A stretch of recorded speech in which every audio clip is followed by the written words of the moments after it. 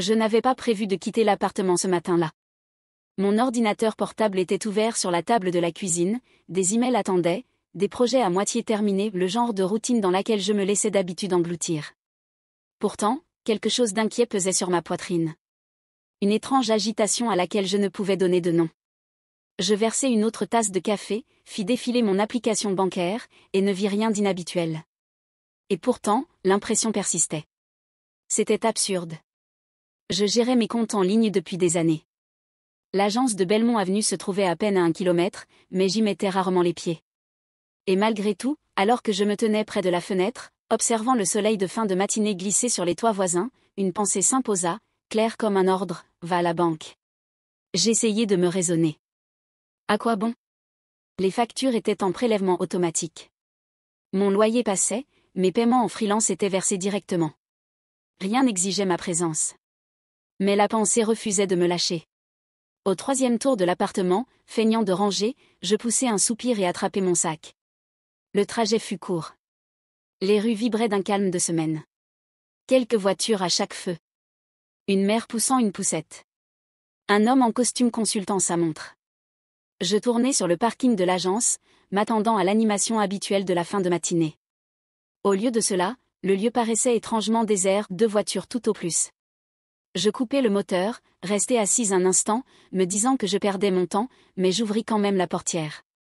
Dans mon sac, mes doigts frôlèrent le bord lisse de ma carte bancaire, la même que j'utilisais depuis la fac. Je pensais aux années passées à construire une fragile indépendance, enchaînant les contrats, économisant pour avoir mon propre logement, me heurtant sans cesse à mes parents chaque fois qu'ils prétendaient savoir mieux que moi. Chaque pas avait coûté, et pourtant ils parvenaient encore à projeter leurs ombres sur mes choix. J'avais verrouillé la porte de mon appartement ce matin-là autant dans ma tête que dans la réalité, voulant croire que je pouvais fermer leur influence dès que je le souhaitais. Et pourtant, en sortant de la voiture et en lissant les plis de mon chemisier, je ne pouvais ignorer la certitude silencieuse qui se nouait dans mon ventre. Je marchais vers l'entrée vitrée de la banque, inconsciente que, dès l'instant où je franchirais ce seuil, les fondations de ma vie commenceraient à vaciller. L'air à l'intérieur était frais et calme, ce genre de silence qui me rappelait d'ordinaire les salles d'attente. Je m'attendais à voir 1 ou 2 personnes au guichet, peut-être un employé rangeant des papiers. Au lieu de cela, mes yeux accrochèrent 2 silhouettes familières près du bureau du directeur. Mes parents. Ils étaient vêtus avec soin, comme s'ils avaient planifié ce matin avec minutie. Mon père dans sa veste bleu marine impeccablement repassée, ma mère dans une chemisier de soie pâle qu'elle réservait aux grandes occasions. Ils se tenaient proches l'un de l'autre, leur posture calme, leur voix basse mais délibérée. Je ralentis le pas, mon instinct m'avertissant de ne pas interrompre. Leurs mots me parvinrent malgré moi. Notre fille ne nous reconnaît plus, dit mon père d'une voix lisse, avec le ton d'un homme persuadé d'être raisonnable. Elle oublie des noms, des lieux. Nous avons consulté des médecins.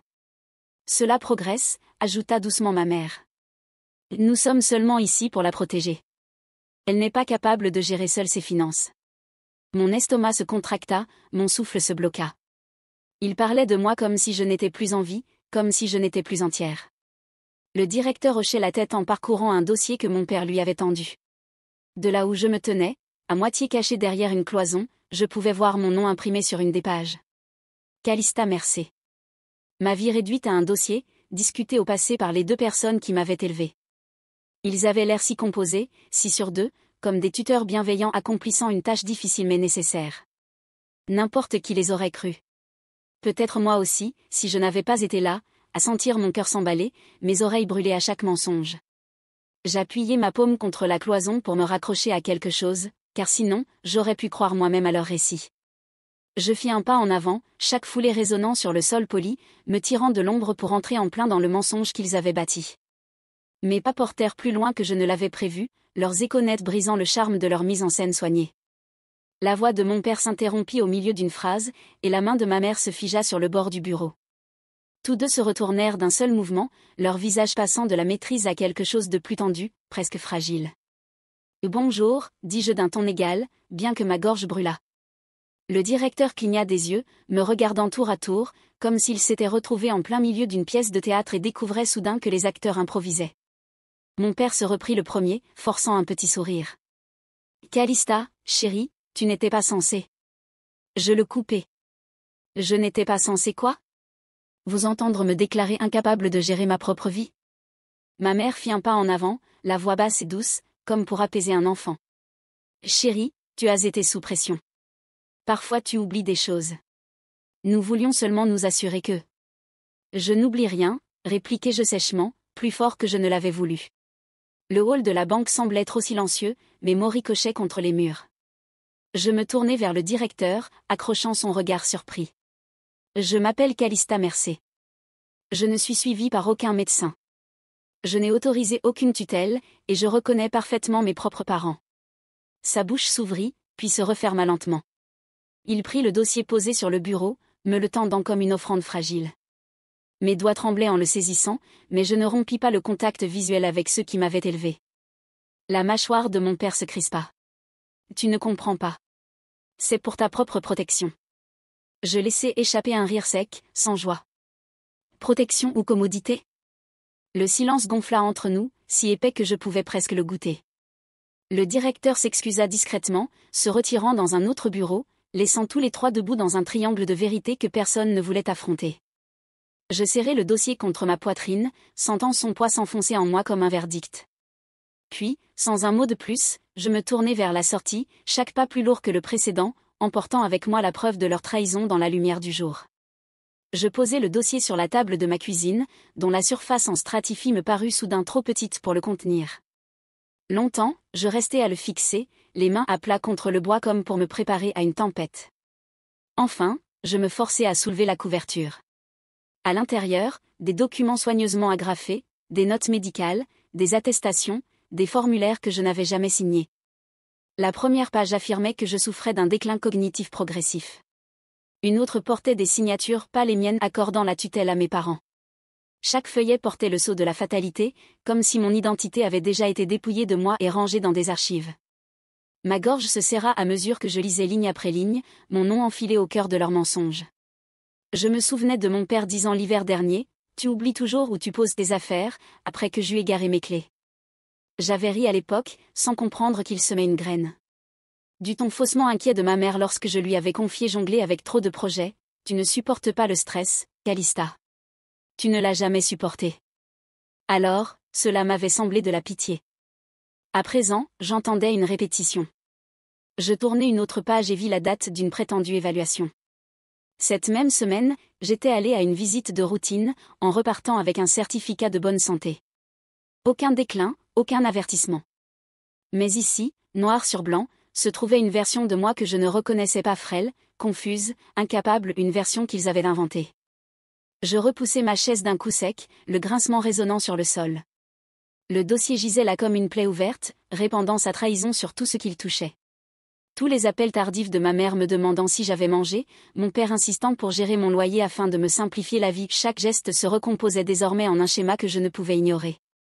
Je pressai mes paumes sur mes yeux, espérant que le poids dans ma poitrine se relâcherait, mais il ne fit que s'alourdir. La sonnette retentit, nette et soudaine, me ramenant à la pièce et vers la confrontation que je savais inévitable. Elle résonna de nouveau, plus vive cette fois, comme s'il voulait m'obliger à répondre.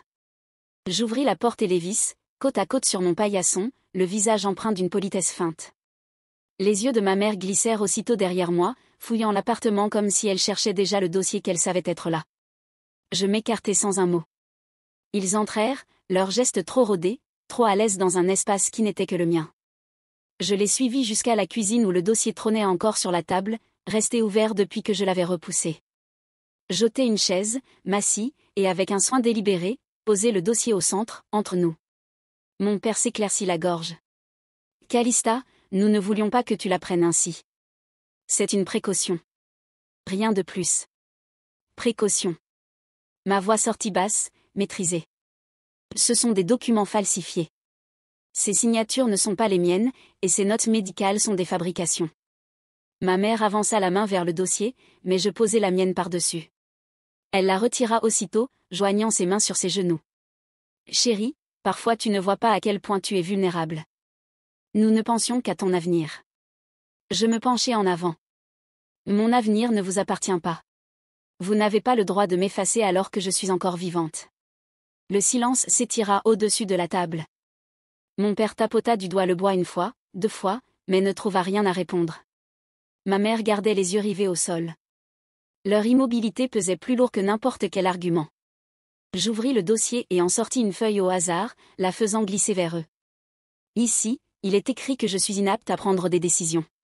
Dites-moi, quand exactement suis-je devenue incapable? Quand j'ai emménagé seule? Quand j'ai refusé que vous gériez mes comptes? Ou quand j'ai commencé à dire non? Aucun des deux ne parla. Leur silence était la confession que j'attendais, plus éloquente que toutes les explications possibles. Je refermai le dossier, la main ferme sur sa couverture. Les battements de mon cœur cognaient à mes tempes lorsque je me levai, repoussant ma chaise. Ils n'avaient plus rien à dire, mais je savais que le combat ne faisait que commencer. Je ne me rassis pas. Le poids du dossier pressait toujours contre ma paume alors que je les fixais. Deux personnes qui m'avaient appris mes premiers mots, qui m'avaient bercé lorsque je pleurais, et qui désormais restaient muettes devant leur propre trahison. Pourquoi? La question sortit plate, vidée d'émotion. Pourquoi m'avoir fait ça? Ma mère ouvrit la bouche, mais mon père parla le premier, sa patience se fissurant. Parce que, Calista, il est évident que tu n'en es pas capable. Le fond, l'acte, tes comptes, ils sont plus en sécurité entre nos mains que gaspillés dans tes expériences. Je me figeai. Il n'avait pas voulu en dire autant. Le regard aigu de ma mère vers lui le confirma. Alors voilà ce que c'est. Ma voix s'endurcit. Pas une question de protection. Pas une question de sécurité. Vous vouliez le contrôle. Vous vouliez l'argent. Mon père se pencha en avant, son ton se faisant tranchant. Nous voulions nous assurer qu'il ne serait pas gaspillé. Tu passes d'un emploi à l'autre, comme si la stabilité était un luxe. Tu ne réfléchis pas à ce qui arrivera dans 10 ou 20 ans. Quelqu'un devait le faire. Ces mots me transpercèrent, non parce qu'ils étaient vrais, mais parce qu'ils étaient empreints du mépris qu'il avait toujours dissimulé derrière ses conseils paternels. Ma mère tendit la main par-dessus la table, la voix tremblante. Nous ne voulions pas en arriver là. Mais tu es devenue distante, secrète. Nous ne pouvions pas prendre le risque de voir disparaître tout ce que ton grand-père a laissé. Je retirai ma main avant que la sienne ne puisse la toucher. Vous parlez de votre héritage? Vous ne me protégiez pas. Vous protégiez votre droit dessus. La pièce se figea. La mâchoire de mon père bougea comme s'il voulait répliquer, mais le masque était tombé, et ce qui restait n'était que l'ambition brute déguisée en souci. Je me redressai, le dossier serré à mon côté comme une armure. Si c'est la vérité, alors au moins nous nous comprenons enfin. Aucun des deux ne bougea alors que je marchais vers la porte. La malédiction murmurée de mon père me suivit dans le couloir, mais je ne me retournai pas. Je savais maintenant exactement contre quoi je luttais, et ce n'était plus la confusion ni le doute. C'était la cupidité. Le lendemain matin, je me réveillai avec le dossier toujours sur la table, son ombre s'étirant à travers la pièce comme une accusation. Ma tête me faisait mal à force de rejouer la confrontation, mais sous l'épuisement courait quelque chose de plus stable, la détermination. À 9 heures, j'étais au téléphone avec un avocat que je n'avais pas contacté depuis l'université. Sa voix était mesurée, professionnelle, mais je perçus une pause lorsqu'il comprit ce que mes parents avaient tenté. Apportez tout, dit-il. Chaque document, chaque note. Nous allons démêler ça. Après avoir raccroché, je contactai mon conseiller financier. La conversation fut brève, clinique. Je révoquai toutes les autorisations liées à mes parents, annulai des virements que je n'avais pas remarqués auparavant et réinitialisai tous les mots de passe. Chaque mail de confirmation qui arrivait dans ma boîte de réception sonnait comme un verrou qui se refermait. À midi, j'étais assise en face du bureau de mon avocat, le dossier ouvert entre nous. Il parcourut rapidement les pages, secouant la tête. Ces signatures sont frauduleuses. Les rapports médicaux sont douteux, au mieux. Cela ne tiendra pas devant un tribunal. Sa certitude me donna l'air que je ne réalisais même pas manquer. Puis vint la partie la plus difficile. Voulez-vous mettre à jour votre testament, demanda-t-il. J'hésitai une fraction de seconde avant de hocher la tête. Oui. Révision complète. Et je veux que tout soit réorienté. Vers qui? Ma cousine Marie. Elle a 12 ans, trop jeune pour faire partie de cela, trop honnête pour comprendre la trahison pour l'instant. Il nota sans commentaire. J'imaginais le sourire édenté de Marie, la façon dont elle me serrait encore fort dans ses bras quand je venais, et je sentis quelque chose de stable en moi. Si mes parents voulaient me traiter comme un fardeau, alors je m'assurerais que leur emprise ne l'atteindrait jamais. Lorsque je quittai son bureau, le soleil était bas, et mes comptes, mon testament et mon avenir n'étaient plus entre leurs mains. Ce qui restait, c'était la confrontation que je savais encore m'attendre à la maison. Quand je rentrais dans mon appartement ce soir-là, je l'ai trouvé là, attendant. Mon père se tenait près de la fenêtre, les bras croisés, tandis que ma mère était assise raide à la table. L'air était lourd, de ceux qui annoncent la tempête bien avant l'apparition des nuages. « Tu as tout fichu en l'air », dit mon père. Son ton ne laissait cette fois aucune hésitation, seulement de l'irritation. Geler les transferts, appeler des avocats. « Tu crois que cela se terminera bien pour toi ?» Je posai mon sac et soutins son regard. « Cela se termine mieux que le futur que vous avez essayé d'écrire pour moi. » Sa mâchoire se crispa. « Nous te protégions. » « Et non, dis-je en sortant un nouveau jeu de documents que mon avocat m'avait remis cet après-midi-là. Vous protégiez votre droit. Et je sais pour la tentative de transfert de l'acte de mon condo. Vous l'avez déposé le mois dernier. Pour la première fois, mon père vacilla. La main de ma mère vola à sa bouche, mais elle ne le nia pas. Vous avez falsifié des signatures, truqué des évaluations, et maintenant vous avez essayé de voler ma maison. Je posai les papiers sur la table avec soin. À partir d'aujourd'hui, toutes les demandes de tutelle sont révoquées, toutes les autorisations annulées. Vous ne toucherez jamais plus à une partie de ma vie. Mon père fit un pas vers moi, la voix basse. Tu ne sais pas ce que tu fais. Je sais exactement ce que je fais, répondis-je. J'en finis avec ça. Le silence qui suivit était plus froid que n'importe quelle dispute. Ma mère murmura enfin, Calista, nous voulions seulement. Je l'interrompis. Vous vouliez le contrôle. Et maintenant, il est parti. Ils ne bougèrent pas tandis que je rassemblais les papiers et les glissais dans mon sac. Leur immobilité était presque étrange, comme s'ils essayaient d'imaginer une version de moi qui plierait encore. Mais cette version n'existait plus. Je marchai vers la porte, le son de mes clés nettes dans le silence, et je sus que la prochaine fois que je les affronterais, ce ne serait pas selon leurs termes. À peine avais-je refermé la porte qu'un coup frappa, fort et insistant. Je l'ouvris pour trouver mes parents sur le seuil, leur calme poli effacé. « Tu es ingrate », cracha mon père. « Tout ce que nous avons fait pour toi, tes études, le toit sur ta tête et c'est ainsi que tu nous rends ?» La voix de ma mère trembla, bien que ses mots fussent tranchants. « Tu as toujours été imprudente, Calista. Nous sommes intervenus parce que tu ne peux pas gérer seule. Tu nous remercieras un jour. » Je me stabilisai contre le cadre. « Et non, vous n'êtes pas intervenu. Vous avez franchi les limites, la confiance, moi. Ne transformez pas cela en bienveillance. » Le visage de mon père devint rouge. « Tu crois que l'indépendance te rend forte ? Cela te rend aveugle. Nous te protégions de toi-même. » Leurs paroles auraient pu me blesser autrefois, mais à présent elles sonnaient creux. Écho d'un scénario qu'ils avaient répété trop souvent. Je voyais clairement leur version de la protection n'était que du contrôle habillé de douceur.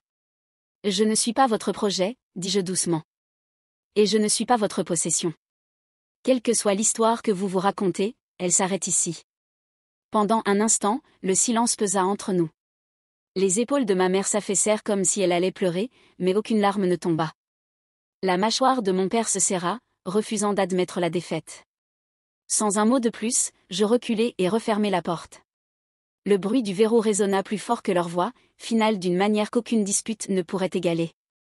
Je m'appuyai contre le bois, le cœur battant, mais pour la première fois depuis des jours, mon pouls m'appartenait entièrement. L'appartement était de nouveau silencieux, attendant, et je savais que la prochaine étape serait la mienne seule. Le calme s'installa autour de moi comme une couverture, lourd au début, puis chaud. Je traversai lentement l'appartement, touchant le dossier d'une chaise, le bord du comptoir, le cadre frais de la fenêtre. Tout ici m'appartenait, non pas parce que je l'avais acheté, mais parce que je l'avais défendu. Le silence, autrefois vide, portait maintenant un autre poids. Ce n'était pas la solitude. C'était la preuve. Je préparai du thé et le laissai infuser tout en trouvant mon journal rangé sur l'étagère. Ces pages contenaient des fragments de moi, des listes, des pensées à moitié terminées, des mots que je n'avais jamais prononcés à voix haute. Je m'assis à la table où se trouvait le dossier et ouvris une nouvelle page. Mon stylo resta en suspension avant de bouger avec assurance. Ne laisse personne définir ton esprit si cette personne ne ferait pas confiance à ton cœur. Les mots vinrent facilement, plus sûrs que tout ce que j'avais écrit depuis des années. Je les soulignai une fois, puis refermai le livre. Pendant un long moment, je restai assise au son de la bouilloire qui cliquetait en refroidissant, le léger bourdonnement de la ville au-delà du verre. Mes parents étaient partis, mais leur absence ne ressemblait plus à une perte. Cela ressemblait à de l'espace. De l'espace que j'avais repris. De l'espace où je pouvais enfin respirer sans que leurs ombres m'envahissent. Je sirotais le thé, sa chaleur m'ancrant, et me penchais en arrière dans ma chaise. J'avais perdu quelque chose d'irréversible, oui, mais ce qui restait m'appartenait uniquement. Pour la première fois, je n'attendais ni approbation ni permission. Je ne défendais pas mes choix. Je les vivais simplement. La nuit s'approfondissait dehors, et je la laissais faire. Demain viendrait avec ses propres défis, mais cette nuit m'appartenait à moi seule.